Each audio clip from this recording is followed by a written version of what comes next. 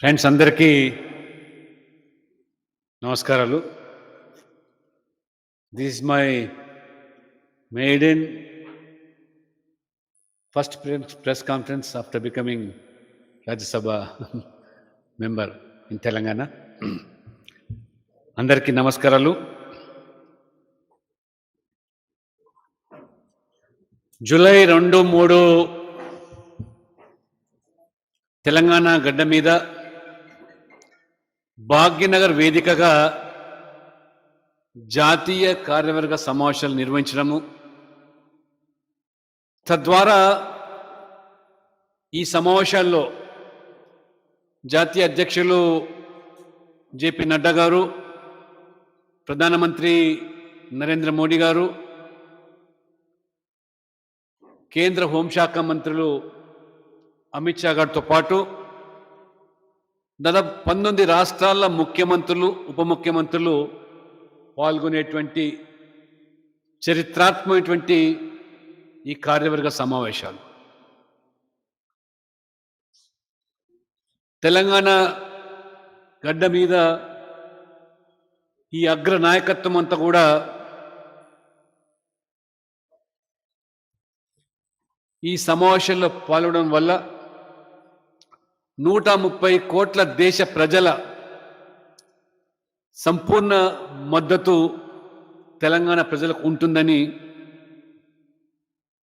ఒక భరోసా కల్పించేటువంటి ఈ సమావేశాలు అనంతం జరిగేటువంటి బహిరంగ సభ దాదాపు 20 సంవత్సరాల తర్వాత తెలంగాణలో ఈ జాతీయ కార్యవర్గ సమావేశాలు మళ్ళీ హైదరాబాద్లో నిర్వహిస్తూ ఉన్నారు. 20 సంవత్సరాల క్రితము నేను ఆ రోజుల్లో ఎమ్మెల్యేగా ఉన్నప్పుడు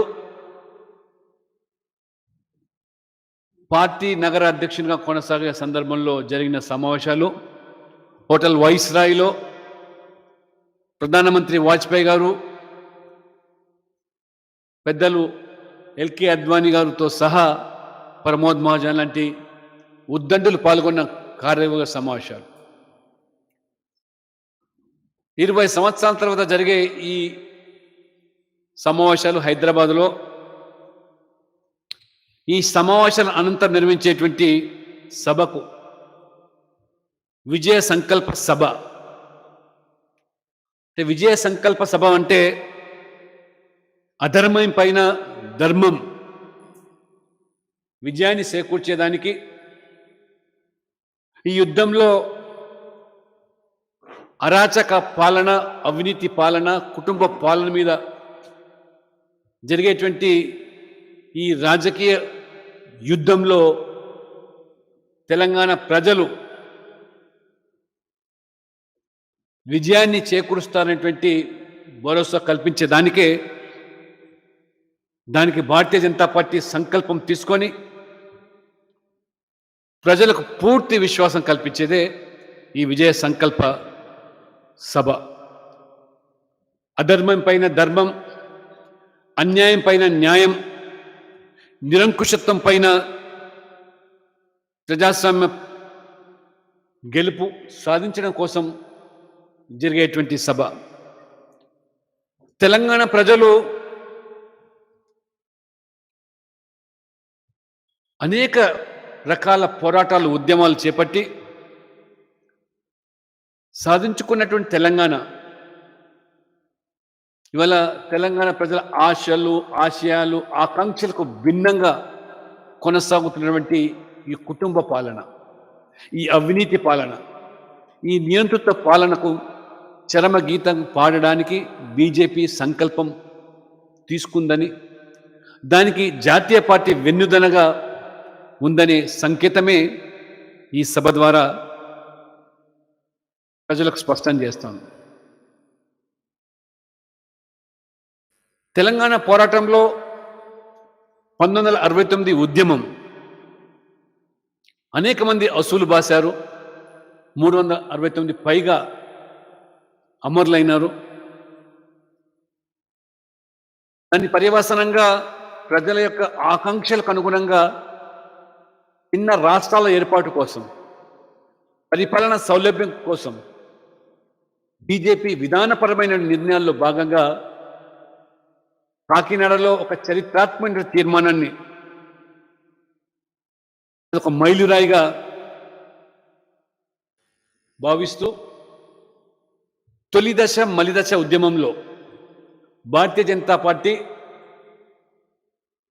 జేఏసీలో భాగస్వామ్యంగా ఉండి జాతీయ నాయకత్వం యొక్క అండదండలతోని గల్లీ నుంచి ఢిల్లీ వరకు అనేక పోరాటాలు చేసి పంచాయతీ నుంచి మొదలుకుంటే పార్లమెంట్ వరకు తెలంగాణ వాదాన్ని వినిపించి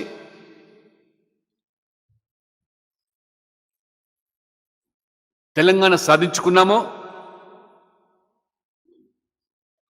కాబట్టి ఇప్పుడు తెలంగాణ వాదం సద్దుమణిగింది.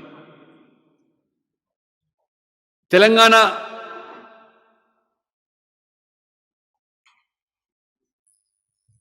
నిర్మాణం కోసం తెలంగాణ పల్లెల్లో ప్రజలను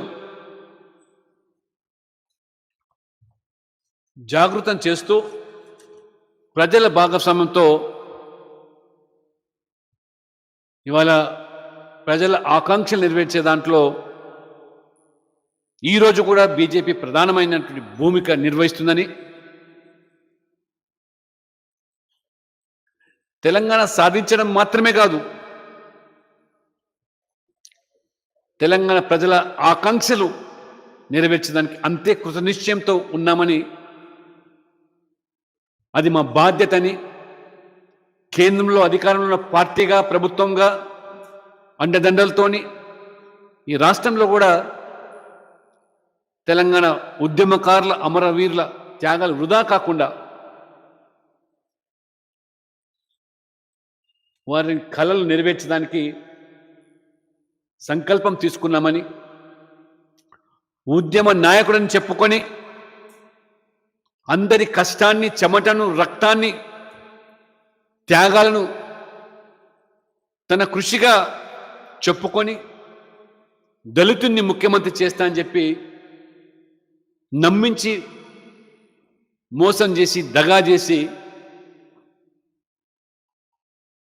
గద్దెనెక్కినటువంటి కేసీఆర్ 8 ఏళ్ల పాలన తర్వాత ఆయన యొక్క కిరాయి రాజకీయ బ్రోకర్లను నమ్ముకొని రాజకీయాలు చేసే రోజులు వచ్చాయి. ఆఖరికి ఫ్లెక్సీ రాజకీయాలు కూడా చేసేటువంటి స్థాయి పరాకాష్ఠగా ఇవాళ కేసీఆర్ దిగజారిపోయారంటే ఎంతటి అభద్రత,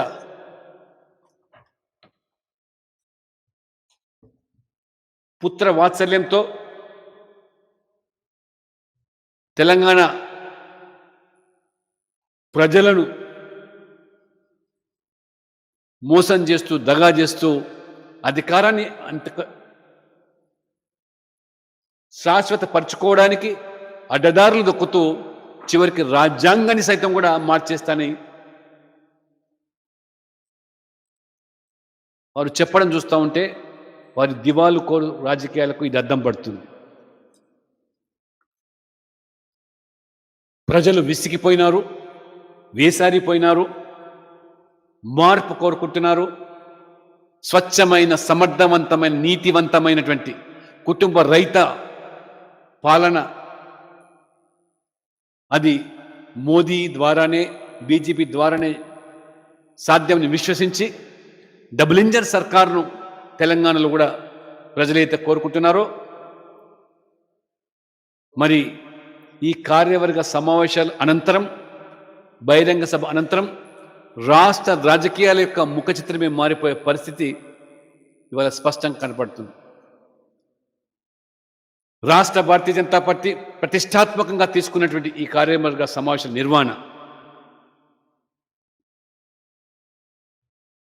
అన్ని వర్గాల ప్రజలు మొత్తం ఇవాళ తెలంగాణను, ప్రత్యేకించి తెలంగాణ రాష్ట్ర రాజధాని హైదరాబాదును లఘు భారత్గా, మినీ భారత్గా పరిగణించేటువంటి పరిస్థితి దేశం మొత్తం నుంచి, అన్ని రాష్ట్రాల నుంచి ప్రజలు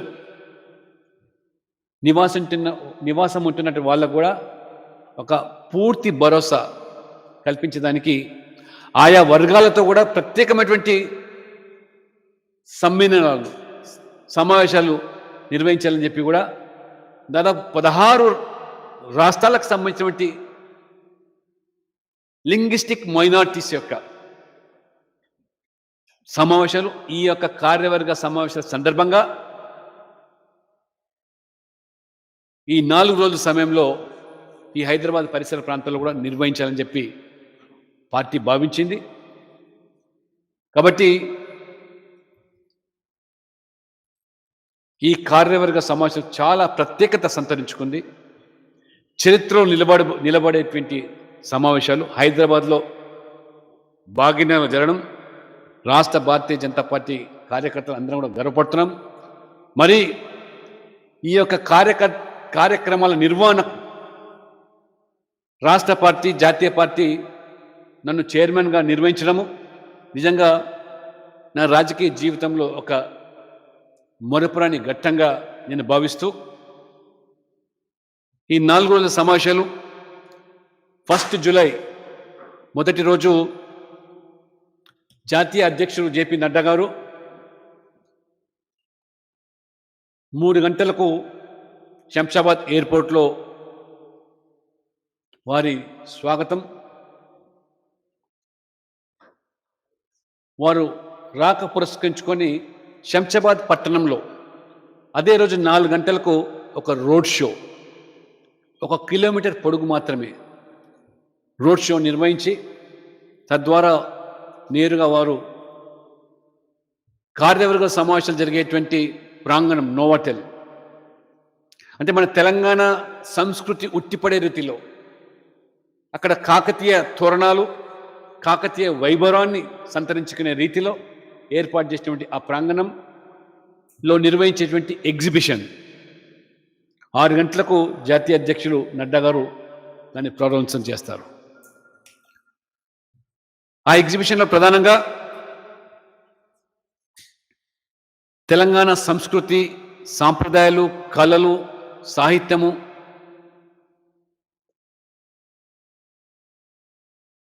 ఉట్టిపడే రీతిలో మరి ఆ ఏర్పాటు చేసేటువంటి ఈ యొక్క ఎగ్జిబిషన్ తెలంగాణలో బీజేపీ ఆవిర్భావం, తెలంగాణలో బీజేపీ నాయకులు కార్యకర్తలు త్యాగాల వల్ల పోరాటాల ద్వారా ఆ రకంగా ఈరోజు అధికారాన్ని సిద్ధించే స్థాయికి ఎదిగిన ఉదంతాలన్నీ కూడా ఎగ్జిబిషన్లో ప్రదర్శించడం జరుగుతుంది. The rise of BJP in Telangana, evolution of BJP in Telangana, ఇది ఒక ఎగ్జిబిషన్లో ప్రధాన ఘట్టంగా. రెండవది తెలంగాణ విమోచన చరిత్ర, చాకలి ఐలమ్మ, దొడ్డి కొమరయ్య, కొమరం భీం, షోయబుల్లా ఖాన్ లాంటి అనేక మంది ఆనాడు తెలంగాణ నిజాం వ్యతిరేక పోరాటంలో రజాకర్ల యొక్క అరాచక పాలన, వాళ్ళ యొక్క అగత్యాలు అత్యాచారాలు ఉట్టిపడే రీతిలో ఆ ఎగ్జిబిషన్లో ప్రదర్శన. ఆనాడు నల్గొండలోని యాదగిరి లాంటి మరి కవులు కళాకారులు గాయకులు ఉద్యమానికి ఊపిరి పోశారు. బండెనక బండి కట్టి 16 బండ్లు కట్టి ఏ రకంగా ఆ రోజు ఆ నిజాం సర్కార్ను గోరి కడతామని గోల్కొండ కిల్లా కింద అని చెప్పి ఆ యాదగిరి అనే వ్యక్తి పాట ద్వారా ఉద్యమానికి ఊపిరిపోశారు. ఇటువంటి ఉదంతాలు సంతరించుకునే ఎగ్జిబిషన్. ఆ తర్వాత రాష్ట్ర సాధన కోసం జరిగినటువంటి తొలి దశ మలి దశ ఉద్యమాలు, బీజేపీ యొక్క పాత్ర,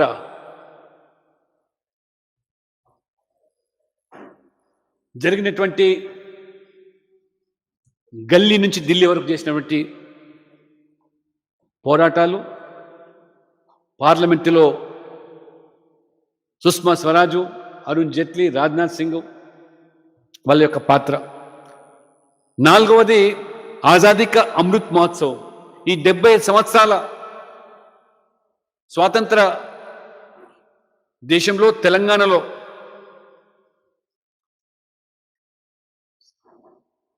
తెలంగాణ సంస్కృతి సాంప్రదాయాలు, ఇక్కడ ఉన్నటువంటి దేవాలయాలు, పండుగలు, ఆహార రుచులు, భిన్నమైనటువంటి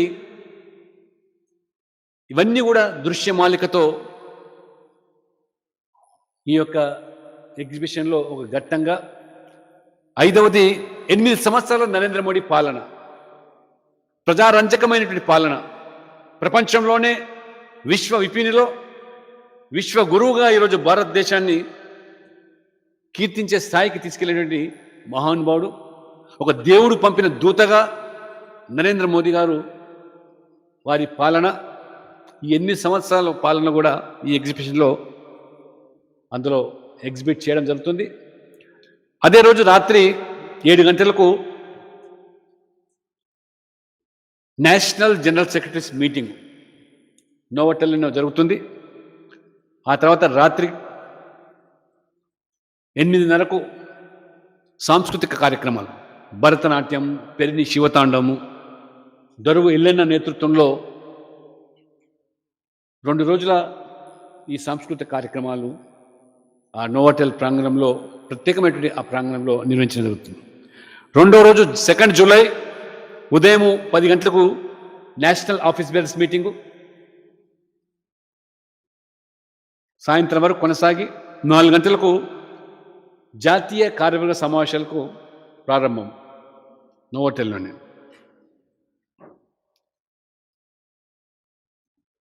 జాతీయ అధ్యక్షులు జేపీ నడ్డా గారు జాతీయ కార్యవర్గ సమావేశాన్ని లాంఛనంగా ప్రారంభించి రాత్రికి మళ్ళీ సాంస్కృతిక కార్యక్రమాలు. 3వ తేదీ జాతీయ కార్యవర్గ సమావేశాలు కొనసాగించి 4 గంటలకు ముగింపు ఉపన్యాసంగా ప్రధానమంత్రి నరేంద్ర మోడీ గారు దేశ నలుమూల నుంచి వచ్చినటువంటి ప్రతినిధులు, అంటే దాదాపు 347 మంది పాల్గొనే ఈ యొక్క ప్రతినిధుల సభను, ఆ సమావేశాన్ని ఉద్దేశించి ప్రధానమంత్రి గారు ప్రసంగిస్తారు. ఆ తదనంతరం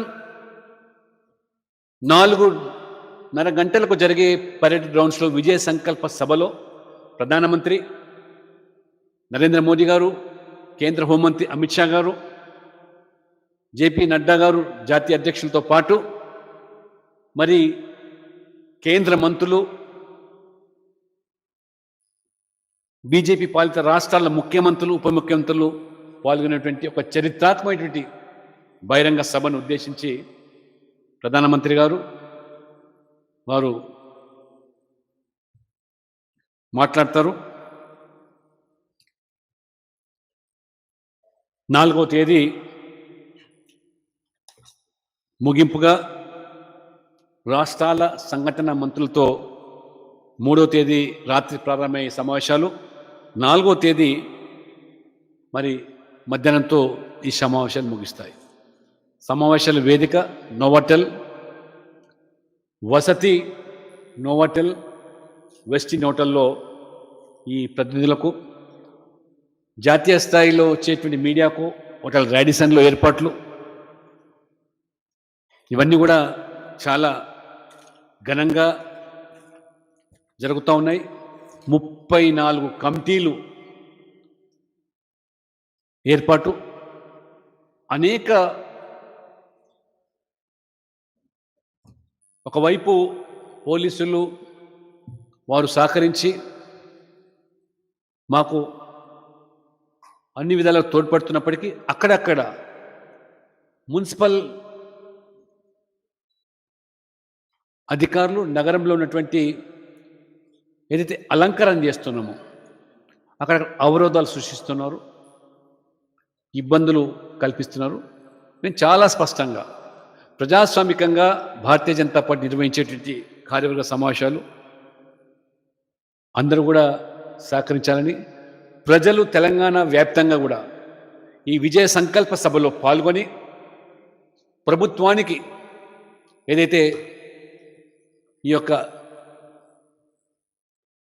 పాలన నుంచి విముక్తి పొందడానికి ఆసక్తి కనబరుస్తున్నారో అందరూ కూడా ఈ బహిరంగ సభలో పాల్గొనాలని చెప్పి వారికి స్వాగతం పలుకుతూ ప్రజలు అందరూ కూడా సహకరించాలని ఈ సందర్భంగా ఏదైతే ఓ పోస్టర్ను ఓ పాంప్లెట్ ఇంటింటికి వెళ్ళి ప్రజలను బహిరంగ సభలో పాల్గొనడానికి పిలుపునిస్తున్నామో లాంఛనంగా ఇది మేము ఆవిష్కరిస్తాం.